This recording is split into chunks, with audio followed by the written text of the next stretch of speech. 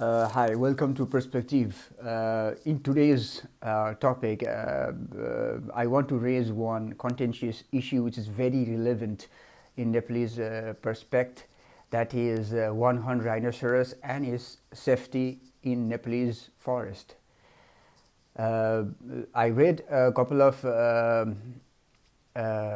reports related to their migration, especially in our neighboring country, India, and in the way back they getting killed or they aren't safe enough during the migration. So this is a very contentious issue, and as a science communication student, I want to uh, uh, put my views on it, like how it can be this problem can be raised and brought into the domain of public, and how it can be done is my focus on today's video. Need to find a creative or sticky successful idea, and we have to frame in the message. For that, the language is very crucial, and it should be solution based, and we should empower the public in such circumstances. In such a kind of issues, we must empower the public as well, and uh, yeah, in that purpose, the segmentation of the audience is very relevant, and we should also give priority to access the effectiveness of communication throughout. We can for that to successfully transfer the message or communicate, we can use storytelling as a basis, and because storytelling are very a powerful tool, because they provide simulation, inspiration, and that inspiration drives action. So, and for that, the emotional communication technique uh, uh, is more effective rather than the science authority, like do this, do that. In the context is not good, but emotional communication should be done, like they are our, the rhinoceros are our priority, are our is our, the rhinoceros is our priority at first instance, and the second is we are emotionally attached to them because they are the part of the ecosystem. And for that, we can going to the local people and learning their stories, their authentic human reactions, how deeply they are attached to that incident of losing rhinoceros from the ecosystem.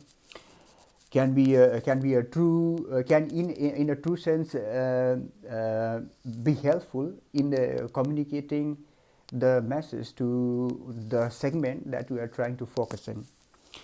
And we can also catch people in the act of being themselves, or in this sense we can catch the rhinoceros in the action, like what is happening.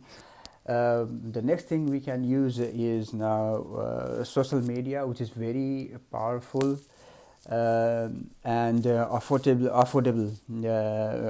This social media is the essence of the social media, or why social media is making our work more easier, is because we can identify and remove the barriers because uh, of the internet penetration in Nepal, and use of the Facebook and social media platforms in Nepal is quite good and relevant in this context. Because, and also we can say that highlight that caring is equal to sharing. um, the communication also depends on how we design the communication tool in a very simplified manner. Suppose simplification of the content is very important and then very relevant in this context. Um, finding the core problem and then translating the core problem into the communication, because the moral of the thing is not to dumb things down but to find a universal language. The in one of our program during science communication, we were given a problem of whale watching, problem related to whale watching, because whales were getting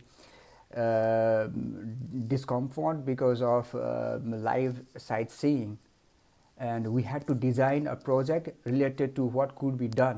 Like in this context, we used some storytelling basis. We used media.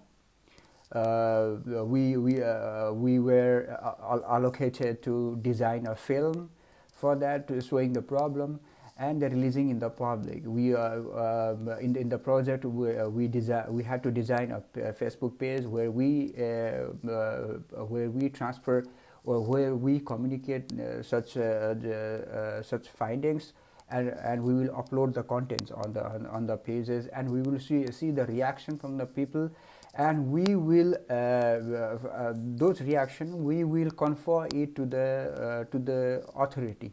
So that was how the overall plan of the communication was, to show the problem and to get a feedback from the public about what are their opinions related to it.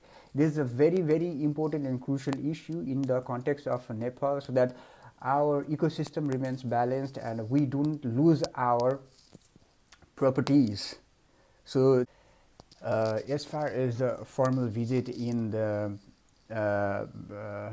park, there must be some formal settings, like how the visit should be done, and should be formally put into words, like do's and don'ts during the animal visit, so that the animal don't feel scared and run away, so that they don't have to find an option to leave the place and go somewhere else.